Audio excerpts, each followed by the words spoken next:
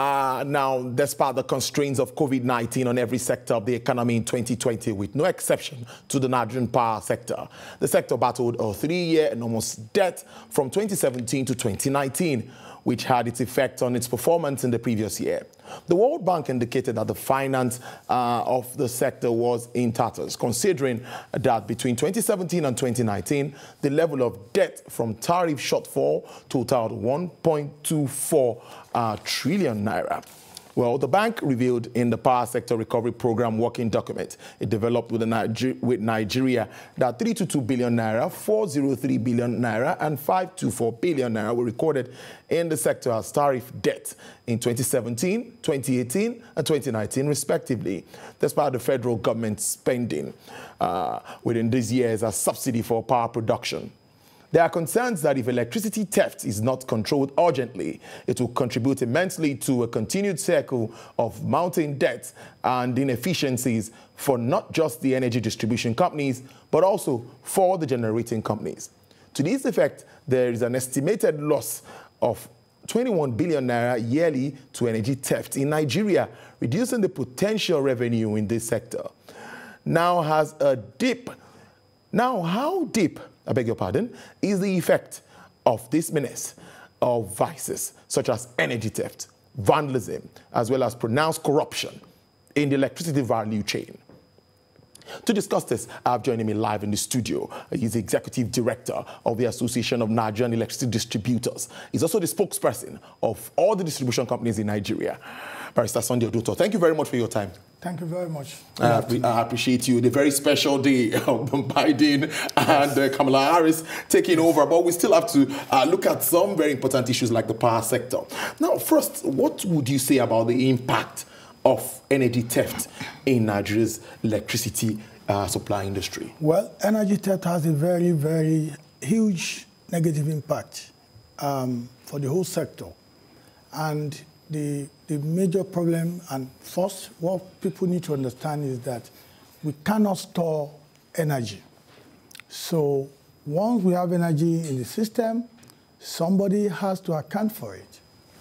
Because of that, the moment any of this is stolen, it's either good people are paying for bad people in their neighborhood, or people just cover up what they ought to say, and then we have more big hole, shortfall in the system. So it is becoming a major crisis, and that's why we want Nigerians to partner with us. When you see something, please say something. It is time to keep doing what is right so that we can save this country. People need to remember that any country without sufficient electricity can never develop in any way. Industries need it, homes need it, small-scale industries need it. That's why you see a lot of people riding Okada, motorcycles in Nigeria. Many of them are artisans, welders, tailors.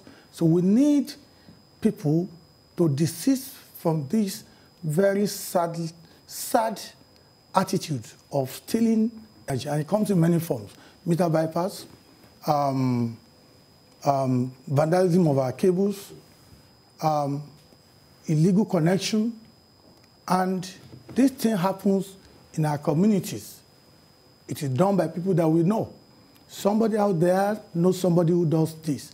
And I think this is time for you to start coming out, tell us what you know so that we can do something about it. Indeed, you talked about meter bypass, and that's very important to me. Before now, we had the analog meters, and many said the analog meters were so easy to bypass. Now we have the prepaid meters. Can that also be bypassed by technicians? Because I don't think this is done by just ordinary Nigerians.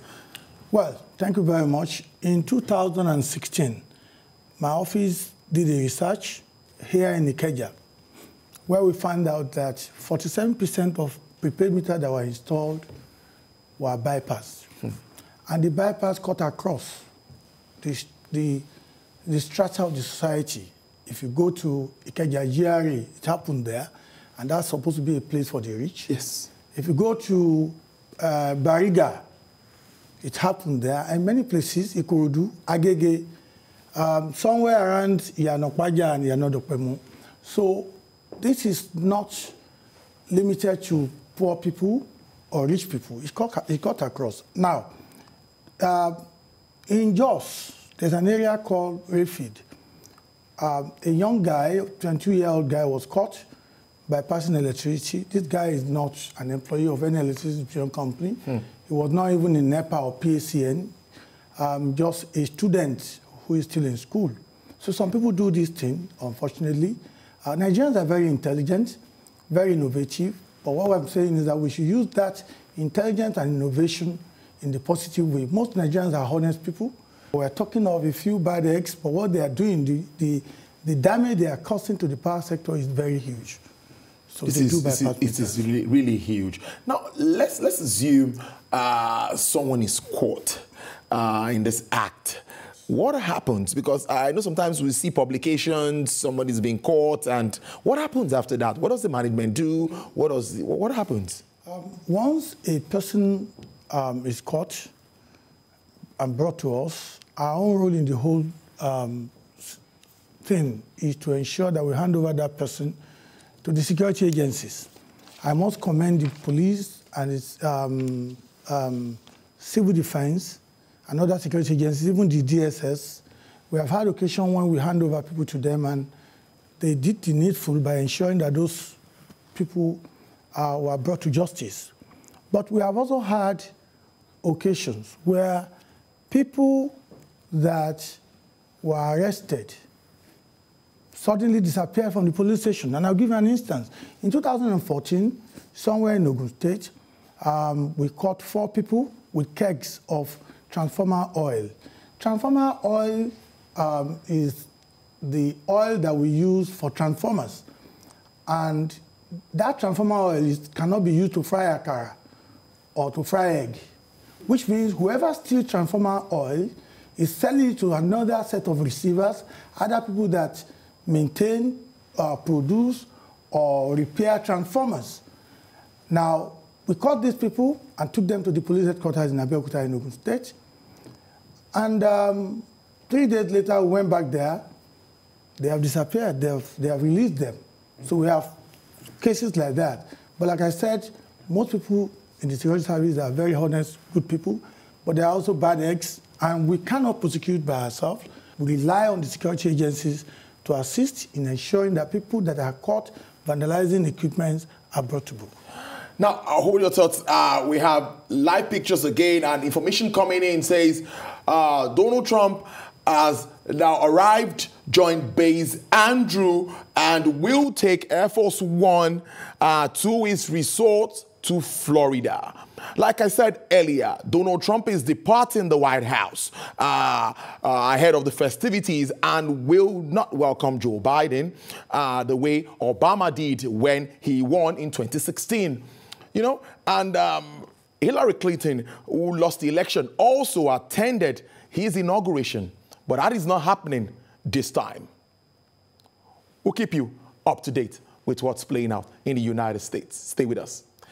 Now, another thing that comes to my mind is about, it's also alleged that distribution companies, that some staff, it's an allegation that they take bribe to also, you know, do some of this, you know, carry out this illegal connections and all of that for people. Now, what is really happening? Have you ever got people caught? Is it true? Is it not true? And if it happens, what do you do as management? Okay, in some of our discos, we have caught people in the past, and those people are dealt with using the internal processes of ensuring that eventually such a staff is dismissed.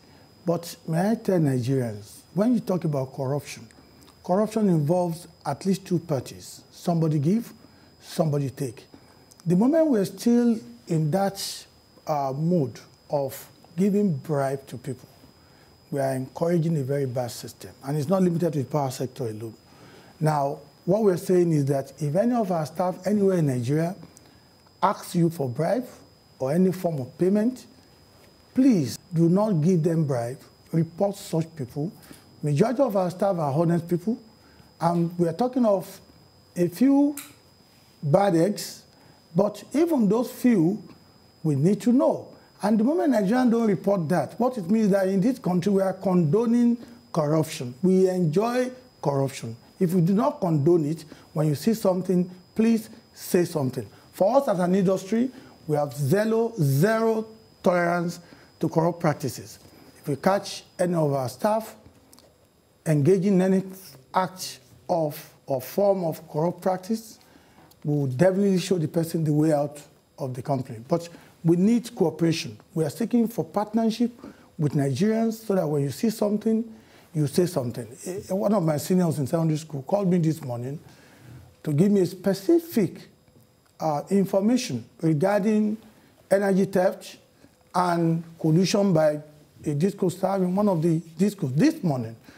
That is a very patriotic Nigerian. That's a person, the kind of person that we need. We want people to give us information. We'll follow down up and follow it through.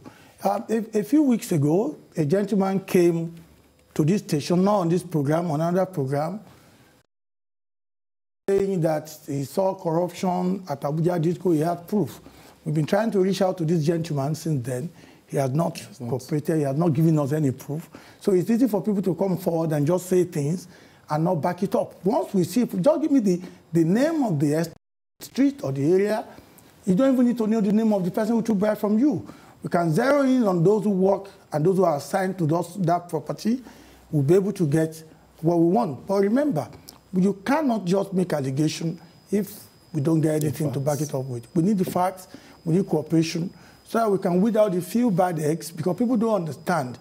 The discos have in excess of 24,000 staff. And we are talking of a very few, but they exist. Because when we talk about honesty and integrity, I've said it before on this program, that if you can show me the way to heaven, I can go there and hire angels and malaikans.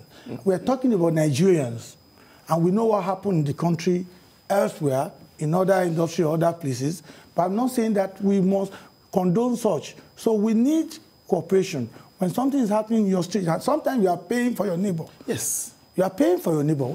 We are engaging in this outreach to beg Nigerians to let us cooperate so that we stop this act of energy theft or any act of bribery on the part of our staff or contractors or other people.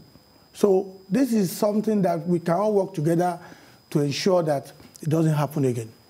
No, that's a very good way to take it. But security agencies also need to come to help the discos in fighting this menace. You know, how well have they been cooperative with the little? Because I know there was a time I read stories, you know, and I see security agencies coming to. How responsive have they been to also help end this ugly trend? Again, I would say majority of the people in the security agencies are good people, helpful, but we have a few of them that we report things to them. We sometimes catch the suspects. They will take money from the suspect, and the suspect will be allowed to go within a few days, and that will be the end of the matter.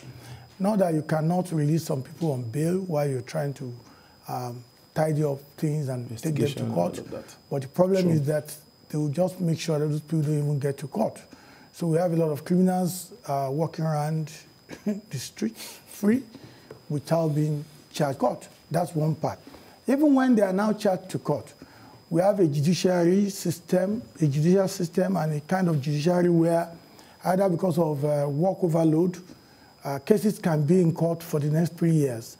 There are some cases that ought to be tried summarily. We suggested at a point that for energy theft, there should be mobile courts in all our states to try energy theft specifically so that we can make it a very brief, easy, make an example of people, do it in the marketplace. All right, please. Well, I still have Barrister Oduton here. Let's round off our discussion. Finally, how can we reduce, or we can't say eliminate, corruption in the electricity value chain? Well, we can reduce corruption if all of us work together.